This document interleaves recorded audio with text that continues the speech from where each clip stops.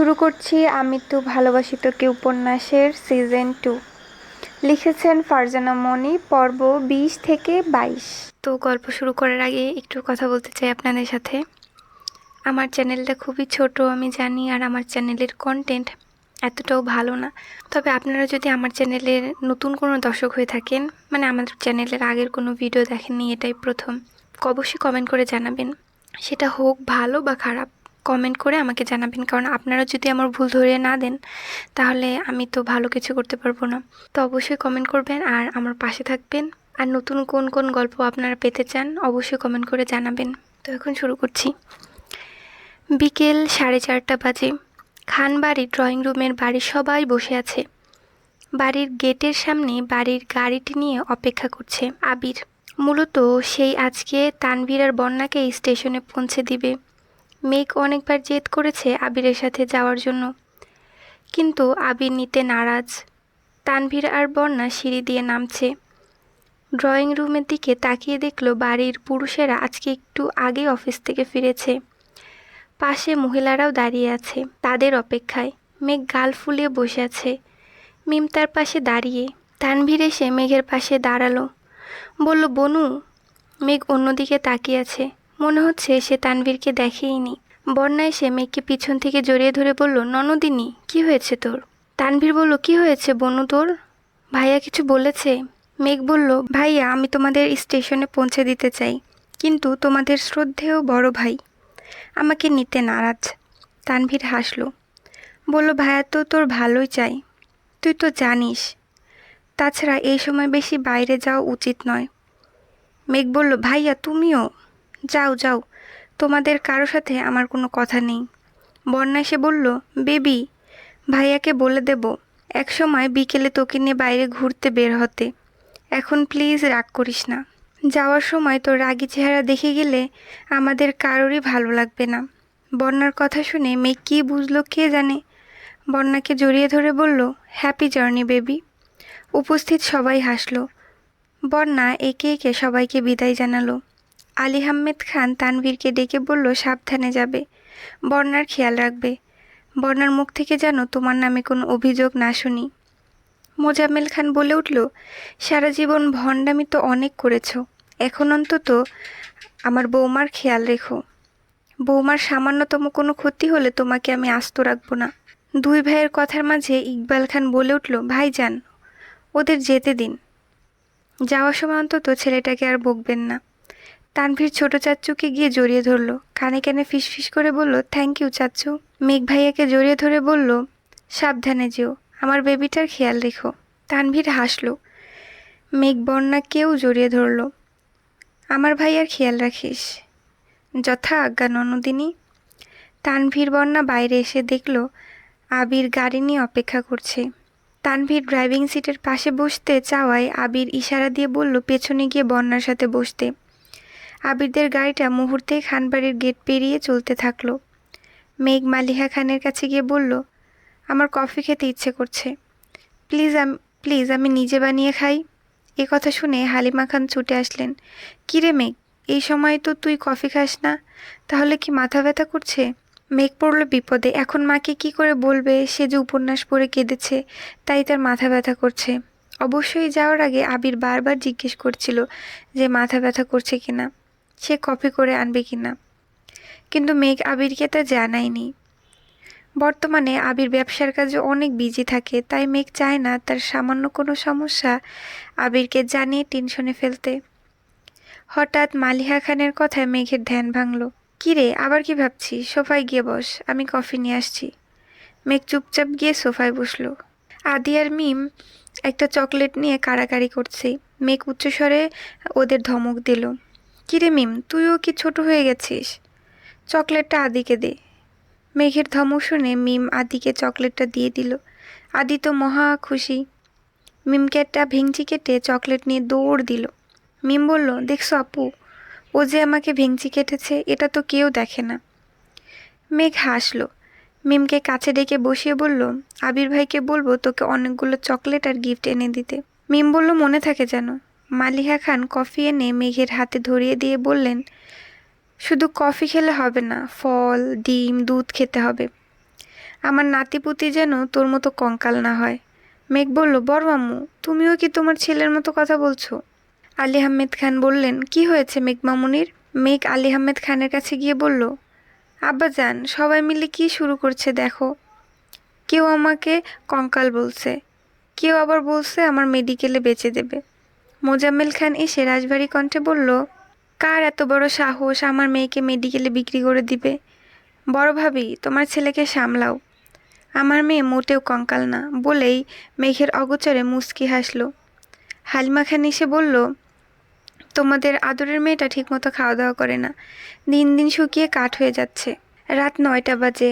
আবির বাড়ি ফিরে রুমে ঢুকে দেখল মেঘ বিছানায় ঘুমিয়ে আছে। মেঘকে এত তাড়াতাড়ি ঘুমিয়ে যেতে দেখে আবির মেঘের কপালে, গালে, গলায় হাত দিয়ে দেখলো জ্বর আছে কিনা। না, জ্বর নেই। আবির ফ্রেশ হয়ে এলো, এসেও দেখে মেঘ ঘুমাচ্ছে, তাই সে নিচে চলে গেল। নিচে মালিহা খান, হালিমা খান, আকলিমা খান সবাই একসাথে গল্প করছে। পাশেই মিম বসে টিভি দেখছে। আদি মাঝে মাঝে মিমের হাত থেকে রিমোট কেড়ে নিচ্ছে, সেটা নিয়ে আবার দুই ভাই বোন মারামারিও করছে। আবির সবাইকে এক নজর দেখে রান্নাঘরের দিকে গেল। কফির জন্য গরম পানি বসাতে যাবে, তখনই মালিহা খান ডেকে বলল, কিরে আবির, কখন আসলি? আর আমরা সবাই এখানে থাকতে তুই কেন কফি করতে যাচ্ছিস? সমস্যা নেই আম্মু, তোমরা গল্প করো, আমি করে নিতে পারবো। এ কথা শুনে মালিহা খান সকলের সাথে আবার গল্পে মনোযোগ দিল। আবিরকে নিচে দেখে মিম আর আদি কিছুটা শান্ত হয়ে গেছে। আবির তার মন মতো করে কফি বানাচ্ছে। কফি হাতে উপরে যাওয়ার সময় বলল, আম্মু মেঘ কি রাতে খেয়েছে? মালিহা খান বললেন, না, সন্ধ্যাবেলা বলল ভালো লাগছে না, তাই উপরে চলে গেছে। ঠিক আছে, ওর খাবারটা প্লিজ উপরে পাঠিয়ে দাও। আকলিমা খান বললেন, আবির তুমি উপরে যাও, আমি নিয়ে আসছি। তোমারটাও কি উপরে নিয়ে আসবো? আবির বলল, না কাকিমণি, আমি একটু পরে নিচে এসেই খেয়ে নিব। বলে আবির সিঁড়ি বেয়ে বড় বড় কদম ফেলে উপরে চলে গেল। মিম আর আদি এতক্ষণ মনে হয় নিঃশ্বাস বন্ধ করে রেখেছিল। আবির যাওয়ায় একটা দীর্ঘশ্বাস ফেলে দুজন আবার রিমোট নিয়ে কাড়াকাড়ি শুরু করেছে। এ পর্যায়ে আকলিমা খান ধমকে সুরে বলল, এখন টিভিটা অফ করে খেতে যা। মিম আর আদি দুজন দুজনকে ভেঙটি কেটে খাবার টেবিলে বসলো। হালিমা খান মেঘের খাবারটা আকলিমা খানের হাতে দিয়ে বলল, উপরে নিয়ে দিয়ে আসতে। মালিহা খান মিম আদিকে খেতে দিচ্ছে। যাওয়ার মধ্যেই ওরা আবার ঝগড়া করছে। দিয়ে তার আকলিমা খান ধমক দিয়ে মেঘের রুমের দিকে চলে গেল। আকলিমা খান দরজায় একটু ঠক ঠক করে বলল, আসবো? ভিতর থেকে আবিরের কণ্ঠ ভেসে আসলো, এসো কাকিমুন্নি, ভেতরে এসো। আকলিমা খান দরজা ঠেলে ভিতরে প্রবেশ করে দেখলো আবির খাটের এক পাশে হাতে ল্যাপটপ নিয়ে অফিসের কাজ করছে। পাশে মেঘ বিভোরে ঘুমাচ্ছে। আকলিমা খান পাশের টেবিলে খাবারটা রেখে মেঘের মাথায় হাত বুলিয়ে দিয়ে বলল, আবির ওকে ডেকে খেয়ে নিতে বল, না খেয়ে ঘুমাতে দিও না। আবির শান্ত কণ্ঠে বলল, ঠিক আছে কাকিমণি। আকলিমা খান চলে যেতে আবির মেঘের মাথায় হাত বুলিয়ে বলল, ম্যাম শুনতে পাচ্ছেন? মেঘ কিছুটা নড়ে চড়ে অন্যদিকে ফিরে আবার ঘুমিয়ে গেল। আবির মোহনীয় কণ্ঠে আবার বলল, ম্যাম। মেঘ একটু নড়ে চড়ে সেই চিরচেনা কণ্ঠে জবাব দিল, হুম। আবিরের ডাকে মেঘের ঘুম না ভাঙায় আবির মেঘকে কোলে তুলে ব্যালকনির সোফাতে নিয়ে বসালো। মেঘ হঠাৎ চোখ খুলে হতবম্ব হয়ে গেল। আবির কখন এলো? আর সে সোফাতে কি করছে? আবির শান্ত দৃষ্টিতে মেঘের হতবম্ব মুখের পানে তাকিয়ে আছে। মেয়েটা একটু পাগল। না, একটু না, অনেকটাই পাগল। পাগল না হলে কেউ সোফায় কিভাবে আসলো সেটা নিয়ে এখন ভাবতে বসে। আবির হাসল। হঠাৎ আবিরের হাসির মৃদু শব্দে মেঘের ধ্যানমগ্ন হলো। আবিরের দিকে তাকিয়ে বলল, হাসছেন কেন? ভাবছি। কি ভাবছেন? আবির বলল, ভাবছি তোর মতো আরেকটা বউ থাকলে আমার পাবনায় যাওয়া কেউ আটকাতে পারবে না। মেঘ চোখ গোল গোল করে আবিরের মুখের পানে তাকিয়ে আছে। কি বলছে এসব আবির ভাই? আর একটা? আবির আবারও হাসল। এসব ভেবেই মেঘের মুখশ্রী কালো আধারে ঢেকে গেল। আরেকটা বউ মানে? আবির বলল, সাধেই আমি তোকে তার কাটা বলি না। মেঘ গাল ফুলে অন্যদিকে তাকিয়ে আছে। আবির খাবার মেখে মুখের সামনে ধরে বলল, অনেক কথা হয়েছে, এবার তো খেয়ে নে। মেঘ কিছু বলছে না, ব্যালকনির বাইরের দিকে তাকিয়ে আছে। আবির মেঘের চিবুক ধরে টেনে তার দিকে ফিরালো। কিন্তু এ কি? এত সামান্য ব্যাপার মেঘ কান্না করছে। আবির শুনেছে এ সময় নাকি মেয়েদের মুড সুইং হয়, তাই কি মেঘ এমন করছে? আবির মেঘকে কাছে টেনে বুকে জড়িয়ে ধরে বলল, সরি ম্যাম, প্লিজ রাগ কইরেন না। মেঘ আবিরের বুকে মাথা রেখে ফুপিয়ে ফুপিয়ে কেঁদে দিল।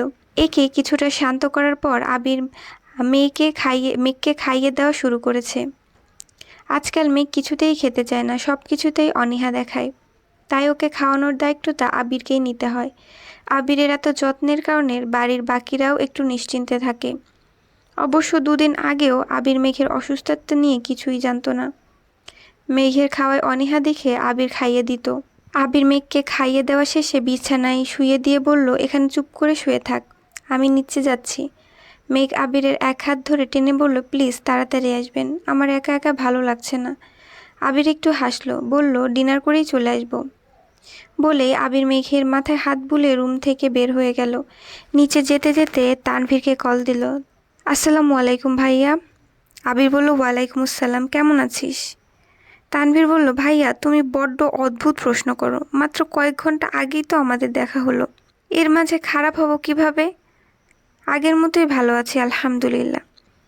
আবির বলল, যেতে তো কোনো অসুবিধা হচ্ছে কিনা তাই জিজ্ঞেস করলাম। তানভীর বলল, না ভাইয়া, যে কাজে তুমি তোমার ছোঁয়া দিয়েছো সেখানে কোনো অসুবিধা হতেই পারে না ইনশাল্লাহ। আবির বলছে, হয়েছে, আর চাপা মারতে হবে না, পৌঁছে কল দিয়ে জানাস আমাকে। আর শোন, বলো ভাইয়া, যে কোনো সমস্যা আমাকে জানাতে ভুলবি না, বন্যার খেয়াল রাখবি।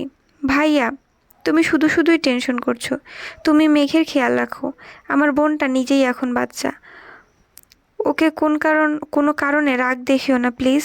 আমার বউয়ের কথা চিন্তা করতে হবে না, তুই তোর বউয়ের কথা চিন্তা কর। মেঘ তোমার বউ হওয়ার আগে আমার বোন। আবির বলল, আমি বড় নাকি তুই বড়? তানভীর বলল, তুমি বড়। আবির বলল, আমি বেশি জানি নাকি তুই বেশি জানোস? তানভীর বলল, তুমি। আবির বলল, তাহলে শোনেন সুমন্দি ভাই, আপনার বোন আমার জন্মগত বউ। তানভীর বলল, জন্মগত সমস্যা শুনেছি, কিন্তু বাপের জন্মেও জন্মগত বউ শুনিনি। আবির বলল, তুই হানিমুন থেকে ফিরে ছোট বোনের জামাইয়ের কাছে ক্লাস করতে আসিস, তোর অনেক কিছু শেখার আছে। তানভীর হাসলো। এ পর্যায়ে তানভীরের হাসির শব্দ শুনে বন্যার ঘুম ভেঙে গেল। বন্যা একটু আগে ট্রেনের কামরায় ঘুমিয়ে পড়েছিল। হঠাৎ তানভীরের হাসির শব্দ শুনে সে তাড়াহুড়া করে উঠে বসলো। বলল, কি হয়েছে? বাড়ি থেকে কল দিয়েছে? সব ঠিক আছে তো? বন্যা এমন ঘুম থেকে লাফিয়ে ওঠে এবং অদ্ভুত প্রশ্নগুলো শুনে তানভীর তো অবাক। সে ঠান্ডা ও শান্ত কণ্ঠে জিজ্ঞেস করলো, কি হয়েছে? কোনো স্বপ্ন দেখেছো? পানি খাবে? বন্যা একটু অবাক দৃষ্টিতে তাকিয়ে বলল, এত রাতে কে কল দিয়েছে? মেঘ এবং বাড়ির লোক সবাই ঠিক আছে তো? তানভীর মিটিমিটি হাসলো, বলল, সবাই ঠিক আছে, শুধু আমি ঠিক নেই। কেন, কি হয়েছে আপনার? তানভীর একটু ফিসফিসিয়ে বলল, 1 মিনিট, ভাইয়া লাইনে আছে। বন্যা জিভে কামড় দিয়ে বলল, ছি ছি, আবির ভাইয়া কলে আছে? কে জানে কতটুকু শুনতে পেরেছে।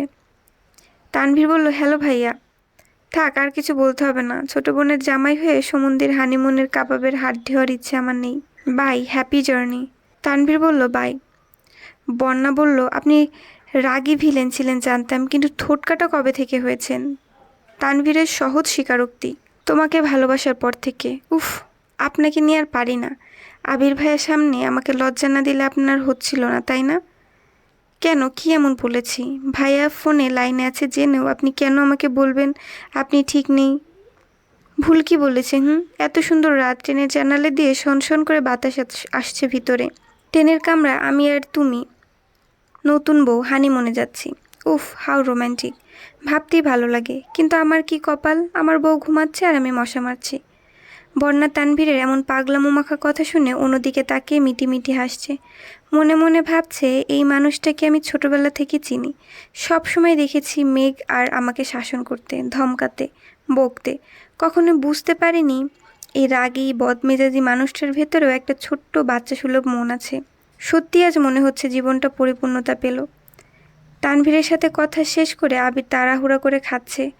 হালিমা খান বলল, কিরে আবির, তানভীরের সাথে কথা হয়েছিল? জি মামুনি, কথা হয়েছে, ওরা টেনে আছে, বলেছে পৌঁছে জানাবে। মালিহা খান বললেন, কিরে, সব কিছু এত অল্প অল্প করে খাচ্ছিস? আবির বলল, আম্মু, তোমার বৌমা ঘরে একা আছে। উপস্থিত সবাই কিছুটা মুচকি মুচকি হাসলো। তাতে আবিরের কোনো কিছু যায় আসে না। বিয়ের আগে মেঘকে কিছুটা দূরে সরিয়ে রাখলেও বিয়ের পর মেঘের প্রতি ভালোবাসার দায়িত্ব কোনো কিছুতেই কোনো কৃপণতা করেনি আবির। তার মতে এই এক আবিরের জীবনে এক মেঘেতেই সীমাবদ্ধ।